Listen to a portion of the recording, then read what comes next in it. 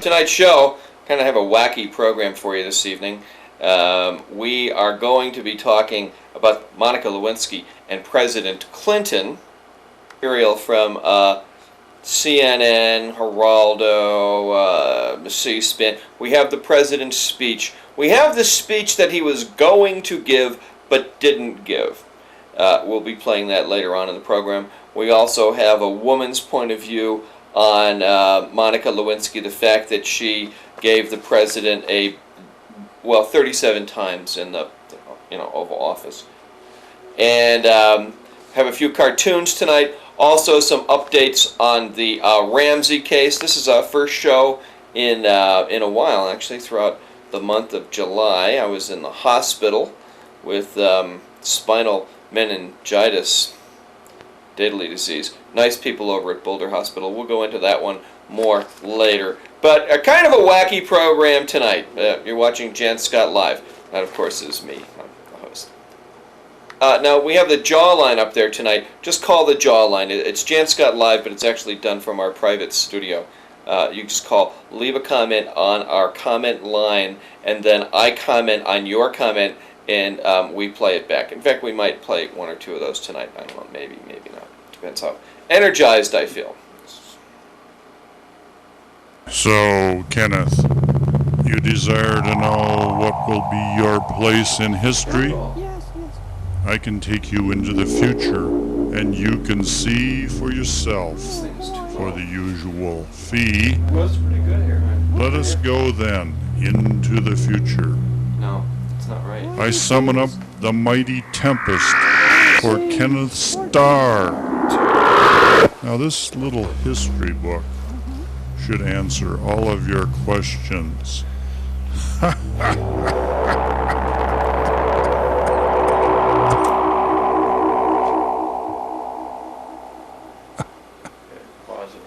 Over a certain amount, and they could not apologize to Paula Jones. But now I think we have a pretty clear picture of this, that Clinton was alone. He was not confiding in his wife, in his lawyer, no one. And so you had the thing that is really you want to avoid in the presidency or anybody at the top of any organization, being isolated and being in that little box, only dealing with your own demons.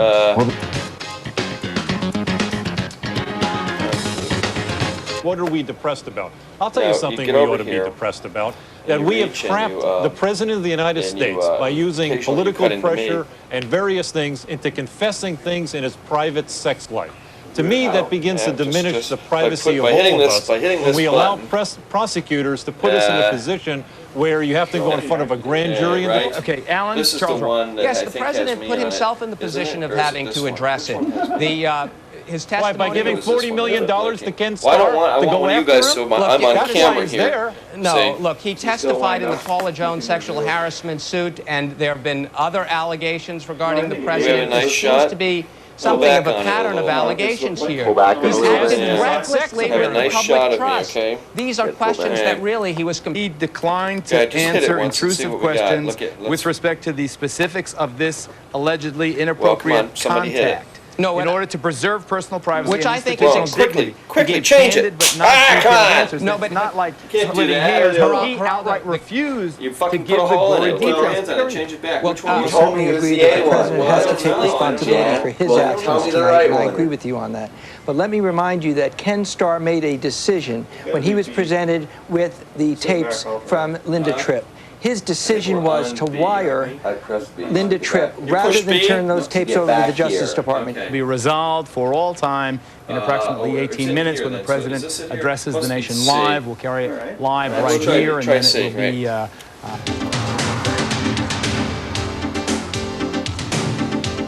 satisfy the American people that he's taking responsibility, appeal to the widespread desire to move beyond this and talk about something else, to the weariness in the country with this whole subject. And that's working in Clinton's favor. It'll be an interesting edition. We will talk about the long view of history, how history will view this president in our next segment. Jonathan, thank you. When we come back, we will talk to historian Douglas Brinkley. Check. MSNBC.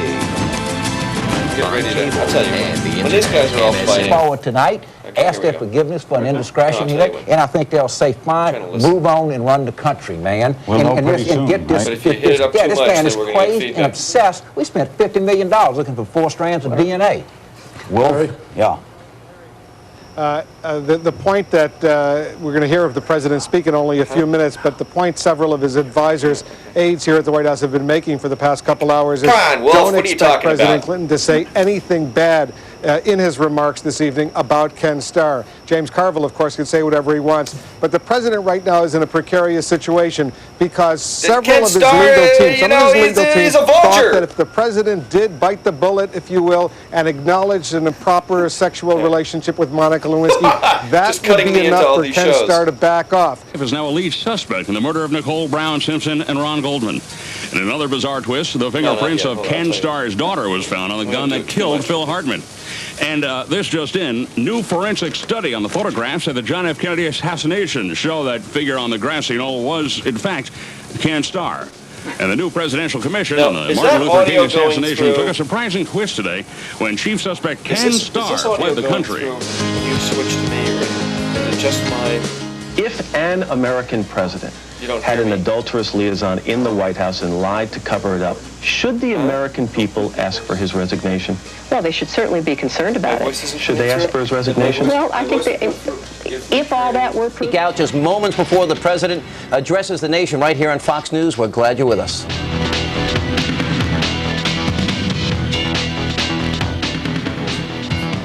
Inappropriate contact with Ms. Lewinsky, Kendall goes on to say, as to a very few highly intrusive questions with respect to the specifics of this contact, in order to preserve personal privacy and institutional dignity, he gave candid but not detailed answers. Confirmation from David Kendall that the President of the United States refused to answer certain very specific questions about his relationship with Monica Lewinsky. When we come back, Jeff Greenfield will join us, and the President will speak to us in 6 minutes.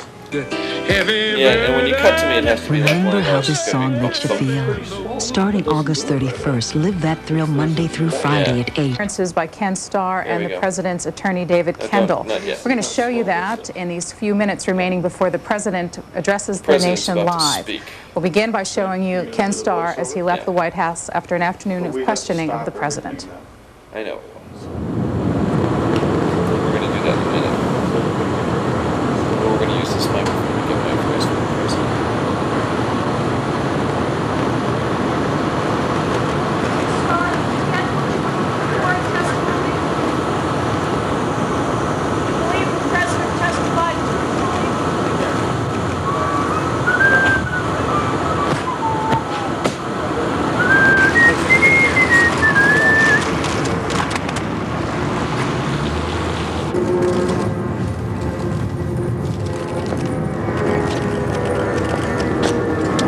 This afternoon, the President voluntarily testified for more than 4 hours about his relationship with Ms. Lewinsky and the questions he was asked about that relationship in the Jones deposition last January. Should have me like eating he testified truthfully. We're hopeful that the President's testimony will finally bring closure hit me one more to time here. the independent counsel's more than 4-year and over $40 million investigation, which has culminated in an investigation of the President's private life. The President would like me to reserve his opportunity to discuss his testimony himself, and he will do so in an address tonight at 10:00 p.m. Eastern Daylight Time. Thank you. Did he admit to a sexual relationship with Ms. Lewinsky? We're given to understand from sources close to the President's defense team that they do not believe, it is certainly their hope, that it will not be necessary. Cut to me, real quick.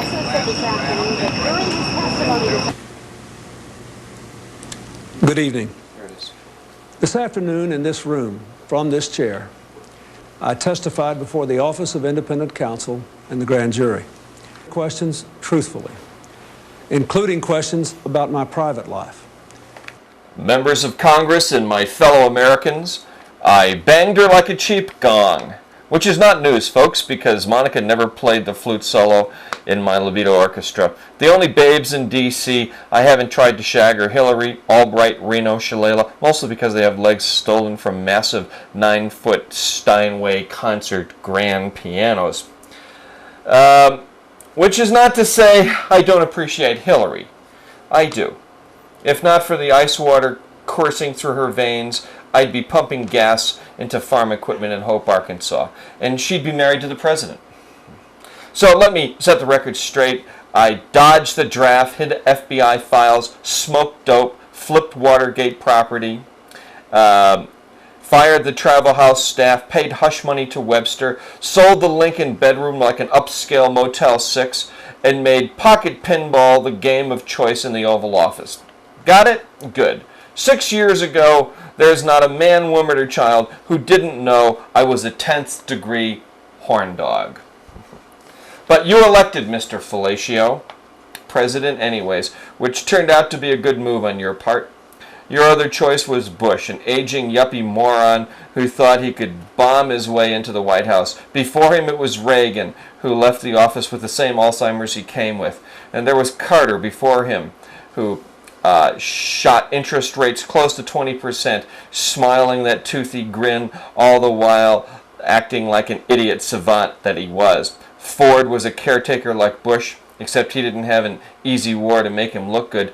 Nixon, before that coined but never really understood concept of plausible deniability, and he got a one-way first-class ticket back to San Clemente, several decent book deals. Johnson was an inbred, power-mad war criminal, and John Kennedy, who liked to play the slots fairly often himself without going to Vegas, didn't hang around long enough for America to spot the curious yen for beaver wrestling shared by at least a dozen former residents at the White House. Which brings me back to me and the point. Since I have been strumming the banjo here, government is doing more for less. The budget is balanced. First time since my sausage mate JFK gave a one-gun salute to Marilyn Monroe. A fact the press didn't seem to notice at the time, primarily because they weren't looking. Unemployment is so low today, a blind felon could get a job as a night watchman. The stock market is higher than a D student on a full gram of high-quality Bolivian marching powder. And anyone with a degree from a junior college who can spell software has enough money to ponder the annual maintenance costs for his boat instead of where his next meal's coming from. Bottom line, I'm running the government, not a charm school. And I've done a decent job even with a one-eyed trouser snake working overtime. What I'm asking for you is your support, not a date with your daughter. Unless, of course, she's a babe with thin ankles, and then I'd like to discuss it. In the meantime, think it out today, what kind of life you're living. And before you get too interested in which way my dong points, ask yourself just, what was it that you hired me to do? Or the question the Bonzo Reagan made famous, are you better off now than you were a few years ago? And now I'd like to sing a song. Mr. President, your long distance call to Arkansas is ready. Hello, Bobby. I was wondering if you'd like to come to Washington to be on my White House staff. A lot of people have quit lately. This is Bill Clinton. Remember? We went to grade school together. I'm the president now. President of the United States? Well, if you place $3 million in an escrow account, that should cover your legal fees while you're serving here.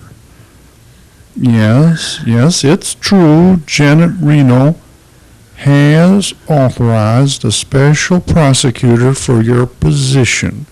Should you decide to accept the nomination. Well, hey, you could date Hillary from now on. You know, she needs someone. You always were sweet on her in the old days. You will think about it then?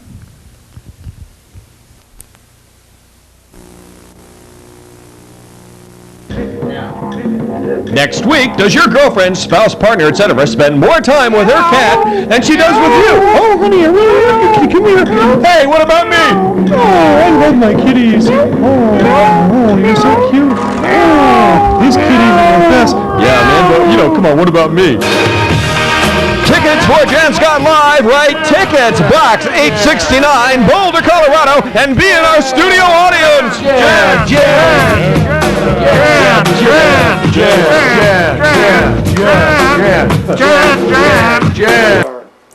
Jim, don't sugarcoat it. I mean, did you see Geraldo? You saw, what's his name, from CNN? Wolf Blitzer. We saw all these guys, and you know, it's like day after day after day. The president, the Republicans, the media. It's like, give the guy a break. If you switch channels, you'll see the same experts on each. Ben Ginsberg goes from one program to the next. He's on all 5 channels. It just makes you want to kill your television, doesn't it? Huh? I don't know what the hell. Give me a call here, 447-1529. The jawline. I mean, have you had it up to here with the Republicans and the media? What, you know, why the hell don't they concentrate on some important things in the world, like what's going on in Afghanistan or Sudan or what's that other country that has nukes now? India and Pakistan have nuclear weapons. And you know, they could start setting them off at any time. I don't know if the Republicans and the Democrats are going to be ready to deal with that issue. Is Ken Starr an agent of Satan? Yeah, we had that cartoon. I mean, what do you think? This guy, has he never been laid in his entire life? What? Ken Starr? Ken Starr. Well, I don't know. Why is he so happy always when he's on TV? He's always smiling. Yeah, he's a psychotic. He's nuts. At least Clinton gets laid every now and then. You know, I'm sure that... And how about the president's speech? That's the speech that they decided not to give. They should have. That didn't sound like the president, but it seemed awfully believable. Yeah, that was him. That's probably what he really wanted to say. No, it's what he did say, and they wouldn't let him run it. Oh, I see. But you got a hold of the tape? Yeah, we got a hold of it. The White House sent it to us here. If things get leaked to us all the time. In fact, I've got a song here that the president was going to sing. Oh, let me just grab it. The tune of my favorite things. It's the Bill Clinton version. Blowjobs and land deals in backwater places, Big Macs and French fries, sing Gabe, and girls with big faces, lots of nice cleavage that makes Willie spring. These are a few of my favorite things. Susan McDougal and Jennifer Flowers, come a little closer. Horn dog, interns in closets for hours. Profits from futures that Hillary brings. These are a few of my favorite things. Beating the draft board, getting elected, naming the judgeships and backs I've selected. Conspiracy. How's the rest of it go? That's it for me. I probably never make it to Broadway. Well, there's a chance I might. More here on the... You didn't sound like Ethel Merman. You didn't quite have that piercing sound. Well, it's my Broadway sound. More here on the Clinton, Lewinsky, Starr, and media frenzy. And then coming up in a little while, we're going to talk about beer back on campus at Folsom. And the grand jury is going to be held next week with the Ramsey case, and we've got the new National Enquirer out with all the latest news. I'm Jann Scott, and you are watching, of course, Jann Scott Live. You can call us here on our comment line any time of the day or night. Public matter, and I think this was not the speech for tonight. There are many abuses by Ken Starr in this process, but tonight was not the night for the president to go on the attack. George, you know so many players in this theater. Who do you feel bad for now? Well, most of all for Mrs. Clinton and Chelsea, of course, because this is difficult for them, but also for all of the people who believed in the president, supported him, defended him through this. This is a time of disillusionment for them, and the president is going to make up for him. He made a start tonight with an apology by governmentally. Representative Frank, you may have just heard Senator Arlen Specter, the Republican of Pennsylvania, says he wants Ken Starr to send up his report to the Congress in August, very quickly. Realistically, do you expect that to happen? No, neither does Senator Specter, but sometimes we say things for dramatic effect. I would say this, if we do get a report from Kenneth Starr, I will be arguing very strongly that it should be a complete report. And what bothers me is that there has been a focus on the president's acknowledged misbehavior with regard to Monica Lewinsky, but people are forgetting that this all grew out of a series of, I think, much more serious allegations about a president being accused of misusing the presidential office. In Whitewater, lied about it at first or hedged about it, but he now went before a grand jury, which, of course, most citizens, virtually any citizen other than the president in this situation, wouldn't have been asked to do. The president complied. It's not the president being above the law. He was kind of below what would have been the standard for others. He went and said that he had had it, he apologized, and that now becomes a factor in people's judgment of him. You mentioned that if the president were running for re-election, this would be a problem. Do you think this has lowered his political standing then? I think, I don't think too many consultants would say, hey, listen, I get a great idea. Why don't you go off and have some sex that you shouldn't have and then mislead people about it, and then you can make a hell of a speech. I think you'd probably get malpractice if you were a consultant. But again, I want to stress, that's appropriate. Look, I got to be honest with you. I'm not a fan of the 22nd Amendment that limited presidents. I moved to repeal that when Ronald Reagan was president, because in a democracy, I don't think it's a good idea to have elected officials who are beyond the sanction of the electorate. This is a primary case where electorate's judgment ought to take effect. But to talk about impeachment, I think, is a very grave error, because we do not have here any interference or misuse of the presidency itself. You had a personal failing, and that's now, he apologized for it. That goes into people's judgment, but it does not rise to the level of stopping the whole government and impeachment. Surprise, I must say, on a little survey of reporters who were watching this speech, that it wasn't more of the first part, more of the Bill Clinton saying, that it really, more than I've embarrassed my wife, I've embarrassed the country and so forth, more contrition. Instead, there seemed to be, the other second half outweighed it, seemed to be in defiance. Can you assess, John Palmer, the impact this speech will have on the American people? Well, I think, as someone said, you're never going to satisfy those, the hardcore on either side here. I heard Orrin Hatch of the Senate Judiciary Committee give his opinion right afterwards. He said he was offended by the second part of the speech there. He thought the first part, it was fine, but he was offended. He saw that it was a thinly veiled attack, he felt, on Kenneth Starr. He felt it didn't go far enough. What that means, I don't know, but Hatch called immediately on Ken Starr to wrap up this as quickly as possible and get that report to the Congress so they can deal with it. Okay, John Palmer, NBC News, thank you very much. He is a stain on the presidency of the United States, and thank you for C-SPAN again. Lansing, Michigan, go ahead. Yeah, my comment is, they say that there's supposed to be a division between church and state, and morals are, they're not, that's religion. And my other comment would be that equality, the gentleman earlier had stated that if, what did he say? He had stated earlier if the, I'm sorry, I lost train of thought. That's all right. Thanks for calling in. You're looking at the scene on the north lawn of the White House. Those are called stand-up positions, where the commentators from the various television networks are positioned with the North Portico in their background, making commentary for all the various news programs. Our goal here is to hear from you, and we'll continue doing that for the next 5 minutes, and then re-air the President's address, then take more of your calls. Gulfport, Mississippi.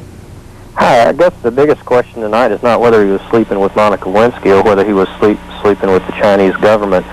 But seriously, I was hoping he would be more contrite in his speech. A comment for James Carville, who was on CNN, who heartily supports the president. My question for him and anybody else that's supporting the president's actions would be, what would happen to a federal employee or a military officer such as Kelly Flynn, who would have sexual relations with a subordinate? they would be fired without even really having a trial or any questions. In the military, you'd have a trial, but in a federal employee, you'd just be put on the streets. You wouldn't even have a chance to respond to that. And on the person that just called on the separation of church and state, I challenge her to read Thomas Jefferson's brief on it. It's not even in the Constitution. Thomas Jefferson said that he wanted to make sure that the state stayed out of the church, but he said, God forbid that the church was kept out of the state affairs. I challenge anybody to read that. Next comment comes from Washington. Yes, I would just like to say that... Sir, can I stop you, please, before you go forward? Turn down the volume on your TV. We're getting feedback. Okay, thank you.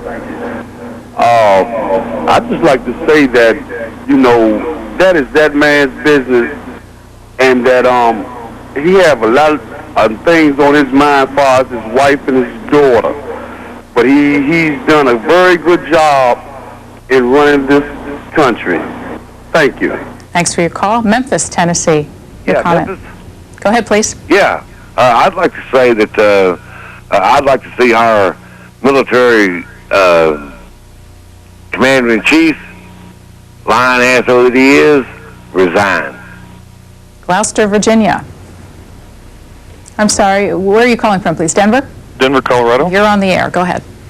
Yes, I'd just like to say that conservative, moderate, or liberal, one fact remains about this whole business, that basically Bill Clinton lied. He broke the law. And no one is above the law in this country, not even Bill Clinton, the President of the United States. Everyone before him was not above it. They had to answer for despicable acts like this.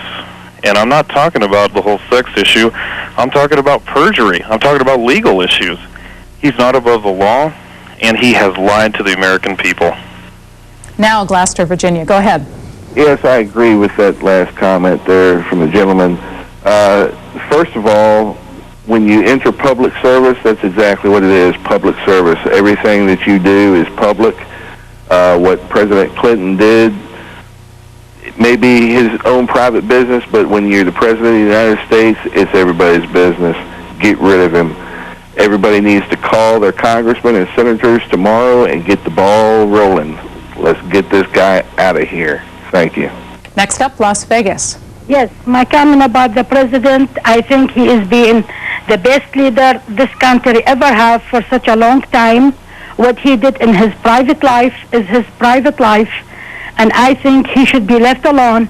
And about him lying under oath, I think there's too many people who work for government and judges, they do that. And the whole thing about him, I don't think was about concerning about the country, but about a personal reason. About his sexual life, because many other people, I feel, such as myself, if we were elected to public office to serve our country, would first of all not have engaged in such an activity. And now, ladies and gentlemen, it's Jann Scott, the Bomb.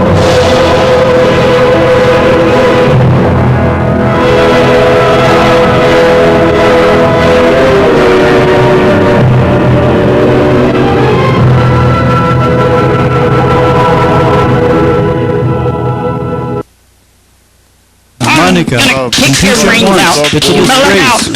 My trunk on you, or I'm gonna hornswoggle you. All right, impeach. Anything like that. Subordination. What about Hillary? Point out, and I'll whack you one, gonna get you in my house, I'll out off, I trumpet you, you'll be sorry, I'm gonna get you, you'll never run for office again. Look out, this is what, you're in my territory, it's an outrage, I'll get real Linda Tripp. Like that, whole office, don't forget the whole stuff in the office. Let me tell you. Look out.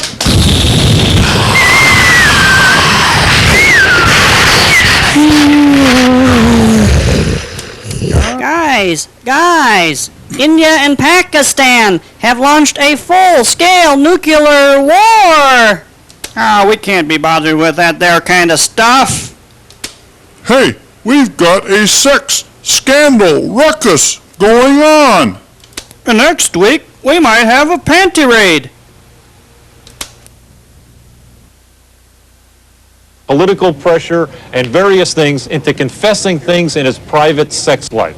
To me, that begins to diminish the privacy of all of us when we allow prosecutors to put us in a position where you have to go in front of a grand jury and... Okay, Alan, Charles Roll. Yes, the president put himself in the position of having to address it. His testimony... By giving $40 million to Ken Starr to go after him? Look, that's why he's there. No, look, he testified in the Paula Jones sexual harassment suit, and there have been other allegations regarding the president. This seems to be something of a pattern of allegations here. He's acted recklessly with the public trust. These are questions that really he was... He declined to answer intrusive questions with respect to that, but I sort of have a fantasy about like taking a guy back to my apartment and then giving him a roofie and then date raping him.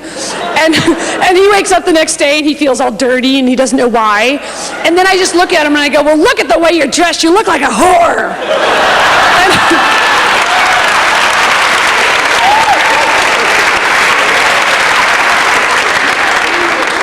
And he's all, but anyway, so, that's just a little anger. Okay, so anyway, but they did say this though. They said, you can say whatever you want, because I said, well, you know, I tend to cuss a lot, you know, what happens if I do that? She said, you can swear, we don't mind that, but you just can't say anything about the president, and especially the current scandal. There goes my act. So anyway, because let me just say this, I love Monica Lewinski. She is my home girl and my idol. I just love her. And she's so like the type of girl that I would want to be one of my best friends, because she is that girl that's going to blow a guy and then call you up and tell you all about it.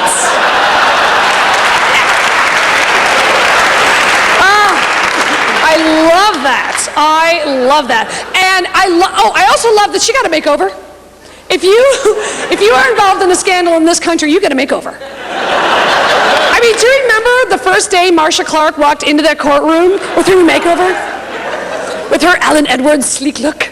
Although, let me just say this. Do you know what drives me crazy? Is I hate when guys act like she's not cute enough to blow the president. You know, when guys are like, yeah, well, if the president's gonna have an affair, you ought to at least pick a cute chick. Oh my God, she blew him 37 times for a cup from Martha's Vineyard. She's cute enough. But let me just say this though, when you guys were watching all that Monica coverage, didn't you just think, there but for the grace of God go I? I mean, they dug into her past. I mean, can you imagine them going up to every person you ever slept with, every person in your past? I don't know about you, but I fucked a midget. I have secrets. I do. Oh, yeah. So anyway, so what they said to me was, they said, okay, so you can't talk about Monica Lewinsky and all stuff. So I said, okay, fine, I'll just talk about whatever. So anyway, so then they do the security check and everything. And then about a week before I was supposed to do it, they call me and fire me. So they call and they said, well, you know, it's nothing personal, but the White House is uncomfortable with having a stand-up comedian, and so we're going to have a musician instead. And they said, you know, the president had talked about so much on the talk shows and all that stuff, and I said, I understand. So then they canned me, and then they hired Jewel, which is total trouble because she's way too hot for him. You know what I mean? She's all, I have real boobs and I used to live in a van. You know? He's not up to that at all. So anyway, but they said, but you're still invited to go to the event. So the excuse was that since I wasn't performing, I was one of the celebrity hosts. Yeah. So the deal with this event was that people had paid whatever amount of money to not only hear the president speak, but also to be seated with a celebrity. And what a treat for them that was. When their celebrity was me. I was like, oh God, all right, any excuse. But of course I wanted to go, you know. So we go in, okay, so now the deal is since I'm a celebrity host, I get to be in on the photo op. So now there's this receiving line to have your picture taken with the president. So I'm in line, right, and there's all these famous people. I mean, you know, the Spielbergs and Ted Danson and Mary Steenburgen and Whoopi Goldberg and Danny DeVito, like all these big stars, right? And then there's me. So I'm there, and then get this though, behind me is Cheryl Tiegs, former model. So now I'm like, oh cool, so Cheryl and I are like, all of a sudden we're in the same boat. We're like the low-rent celebrities, you know? So I turned to Cheryl Teagues and I go, Cheryl, can you imagine, how bummed out these people are going to be to be seated with us? And then she goes, what? And I was like, oh, never mind.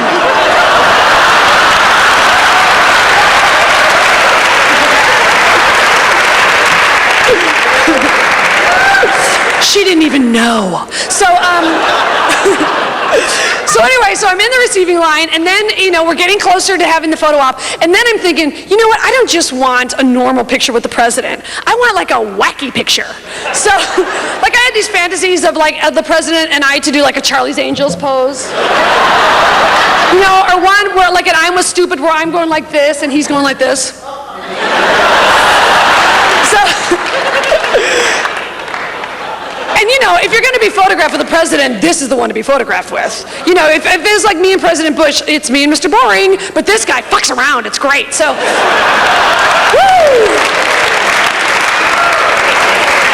Give me that guy. So, anyway, then, so I thought, okay, well, he's not going to do that, right? So then I thought, okay, what can I do that's sort of more subtle? So then I had this great plan. I was carrying this adorable brown satin Kenneth Cole clutch, because I'm an autumn, and so I was carrying like this little clutch purse, and then I thought, okay, this is what I'm going to do. People were walking up in twos, and you'd walk up, and the president would put his arm around your shoulders, they would take the picture, and then he would like move you along. It was all about like, get the fuck out and move along, let's go, next. And so anyway, I thought, okay, this is what I'll do. I'll get in position, and then right before they take the picture, I will just casually say, would you hold my purse? And what gentleman worth his salt wouldn't just instinctively go like, oh, okay? Because that's how you have to be with guys. You have to fool them and just say something really fast, and then maybe they'll do it. So anyway, so anyway, and then I thought I'd have this funny picture of me with the president. He's holding my purse. So anyway, I'm in line, I'm getting close to the line, and then we're only like behind two people, and then the security guy says, oh, miss, I'd like to take your purse. And I was holding it, I was like, I'll just keep it. They checked it. There's nothing, scary inside or anything. And then he goes, no, we have to take your purse. And I go, but I have to hold on to it. And he goes, miss, we hold it here for you, and then we give it right back to you. And then I go, but I'm going to do a bit with it. and then he says totally seriously, he goes, the president doesn't do bits. He's done with the lingo, he's riffing, he's talking about his college 50. Anyway, so anyway, I was like, ah, shit. So anyway, so I had to give him the purse. So then I get in line, and it's our turn, and there's like I get like a doyen or something. That's the person that tells the president who you are. So it's our turn, and I hear her go up to him and say, this is Kathy Griffin. She's on the show Suddenly Susan with Brooke Shields. And he goes, what? And so then we're here, right? It all happened so fast. And so I said, Mr. President, it's an honor to meet you. My name is Kathy Griffin. I am on the show Suddenly Susan with Brooke Shields. And he's like, okay, like, I didn't even ask you, what are you talking about? Like, who are you, miss? And so then my manager Scott was standing like this, and the photographer says, sir, put your hands by your side. And then the president goes, what? And I go, he said, take your hands off me. I swear to God.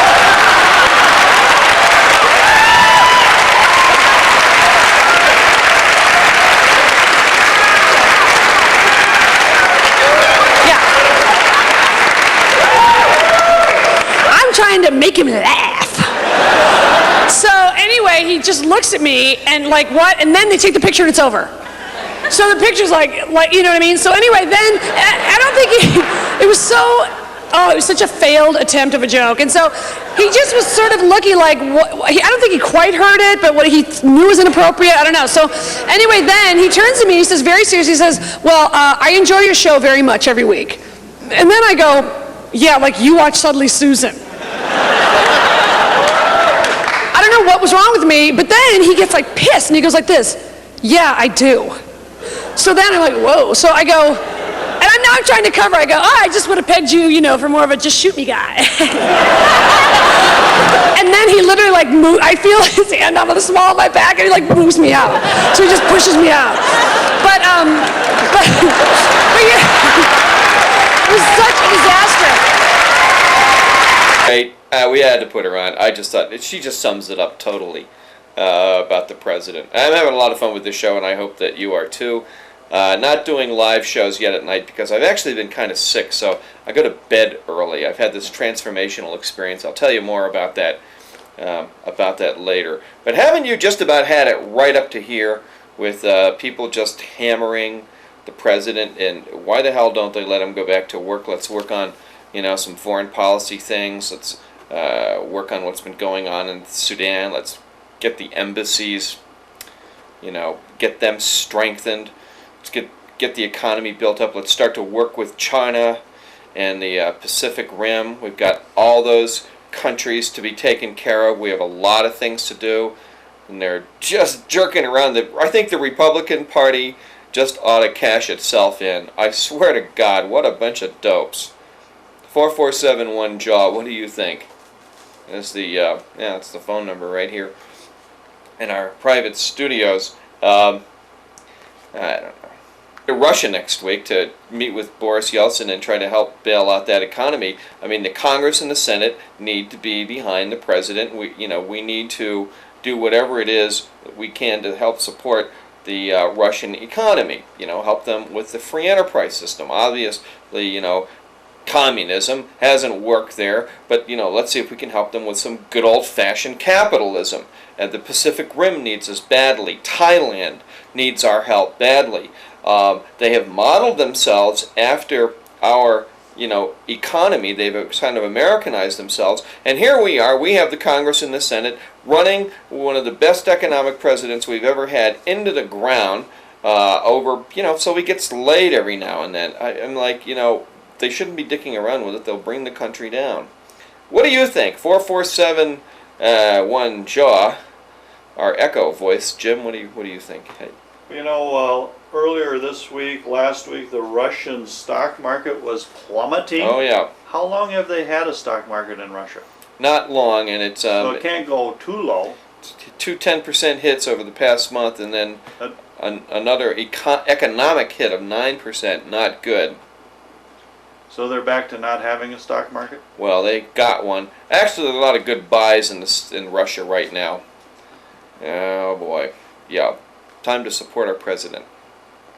You students are back here now, beginning of the fall semester, and the regents, in their divine wisdom, have decided on September 10th to look at bringing beer into Folsom Field. We will be the only university in the United States with a major football program to introduce beer, alcohol, into the stadium. All the other universities learned that when they have alcohol and football games, they don't mix at college campuses because the students can't handle it and they beat the crap out of each other and try to burn the town down and rape each other and all that sort of stuff. So for some reason, our regents have decided, well, maybe a little, rape, burning, pillage, that kind of stuff, it might be good, as the university experience.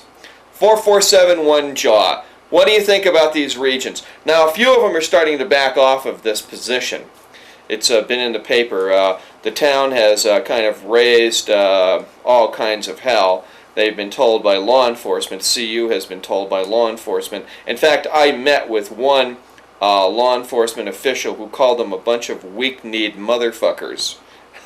Right in the post office. I won't tell you who he is, the district attorney, but he called them a weak-kneed motherfucker. Bunch of weak-kneed motherfuckers. And I think that if they were to actually bring alcohol into Folsom Field, when all the other universities, all the other 18 or so, don't have it because it produces bad things, I think the regents would be run out of town on a rail. Can you, Jim? Can you impeach a regent, or can they be fired, or are they're elected, or what's the story with that? Do you know? You just have to elect new ones the next chance you get. Can you impeach them? Is there an impeaching process? They're elected officials. There's got to be a way to impeach them. Well, maybe a recall election, but Jim Bosch, folks, former professor at a large university system. That's pretty tough. One of the regents who's running against Severs, I think, said that he thought we needed more Republican faculty members at CU. Yeah, well, that's probably true. That makes a lot of sense. I think they need more Republicans in the math department. Yeah.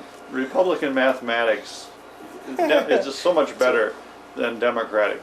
You think so? Like, as in Reaganomics? Don't you think there's a big difference? Yeah. All right.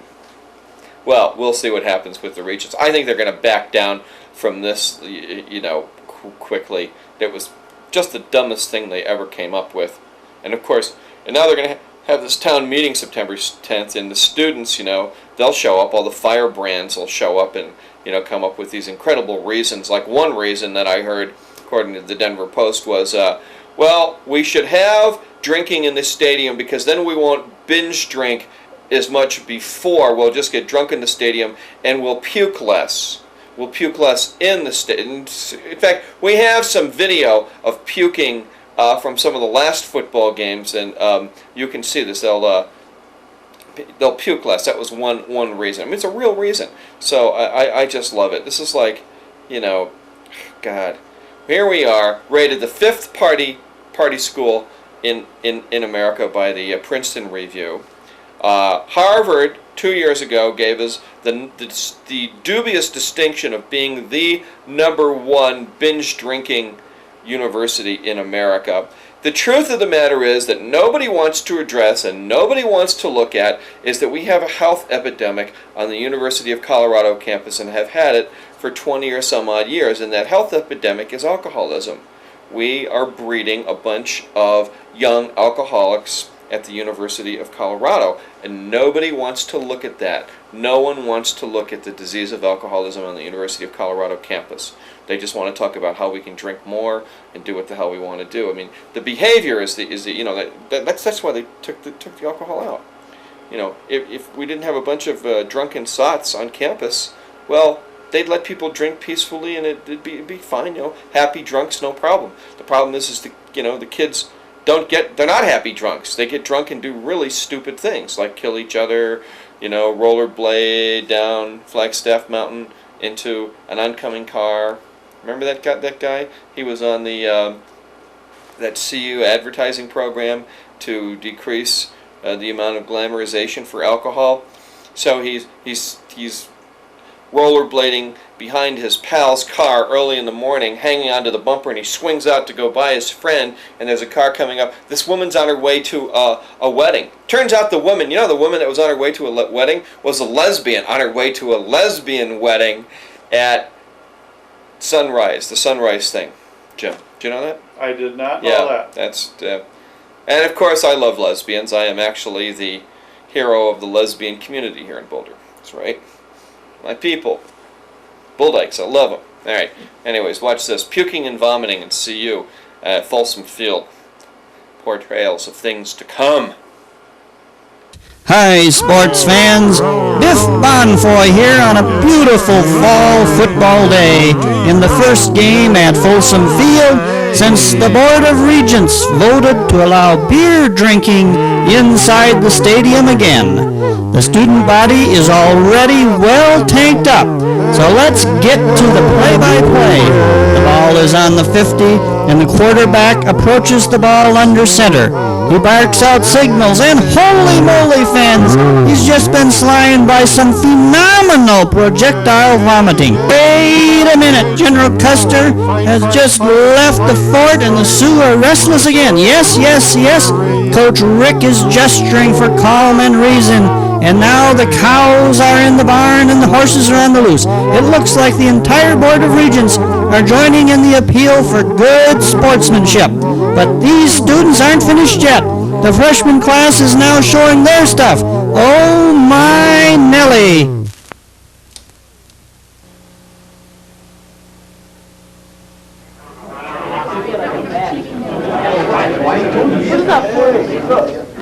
Jann Scott tonight. Woo! We do have some special duty folks here, and I'll introduce them and where they're going to be assigned in just a few minutes. The post-game assignments, for those of you who have traffic, you'll go to your assignments as noted on here. For those of you who have, there's been a tremendous amount of publicity about a change in the alcohol acceptance. The abuse of alcohol and the community acceptance of it, and we're responding to that. We need to respond needs of the public. Obviously, some people may not like what we're doing, but we do it with class, we do it with good control, sense of humor, and we do it right. We'll make a positive impression on those people who are supposed to.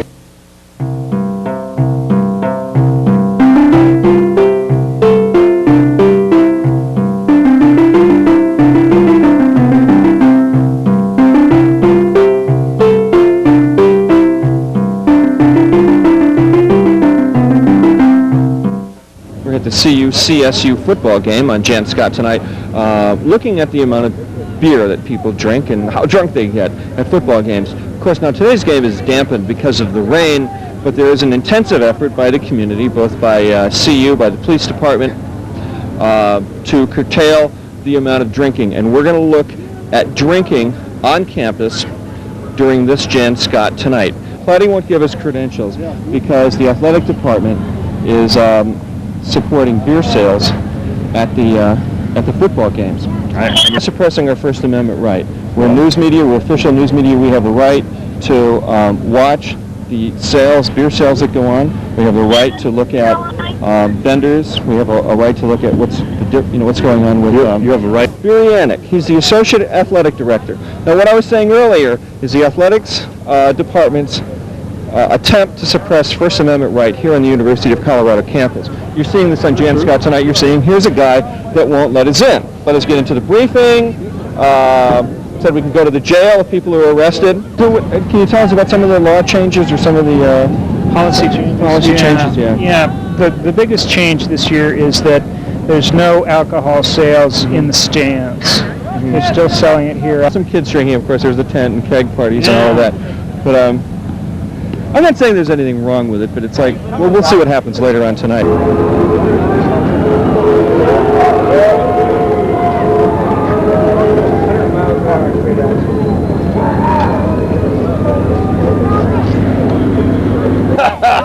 Oh, look at this. Come here. Look at this. This is great.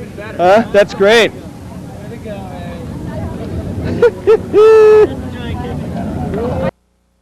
Especially Boulder. I love these guys. They're so full of it, but they're nice kids. What do we got?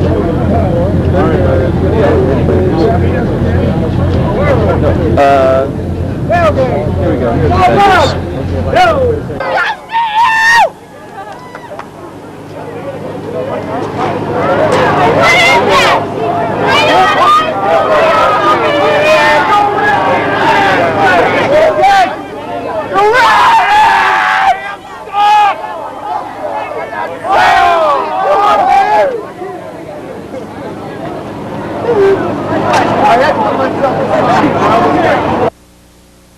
the two guys over there. There was one. They got a fight. They out here, and they were fighting out there, and I was just out front. So they started fighting, and they came around, fell right in front of the street, and the one guy just was wailing on the other guy like, over and over and over, right at my feet. So I pulled him off, and I was holding him like that, saying, "Stop, stop, stop, stop!" And then all of a sudden, all I saw was someone smash me in the face, and I was on the ground. Did you see him? No, she did though.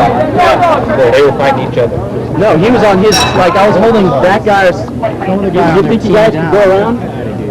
I was holding, holding like one of their team down and stop fighting. So what's going on here? This way.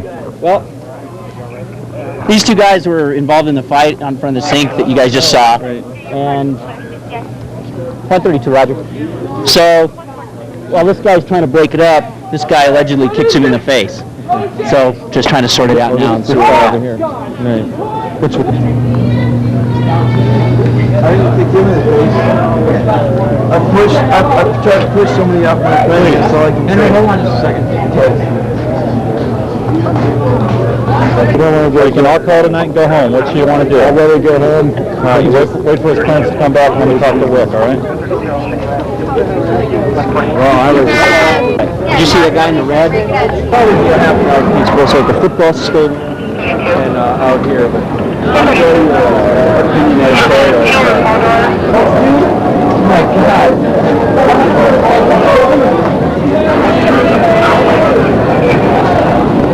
I have a question. Why are you arresting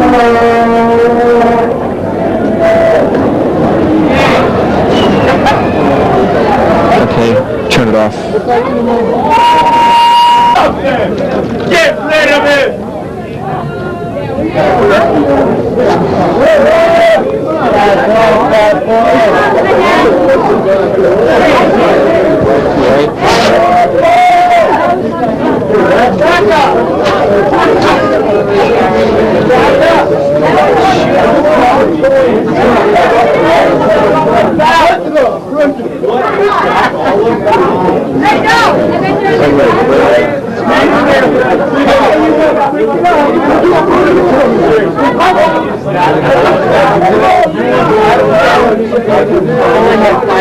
Just a pushing contest. The one down here where those guys got tickets was a fight. One guy had the shiner and the other guy had a cutlet. This one saw a shove. One guy was kind of a slap on his upper arm, separated him, brought one down to the end.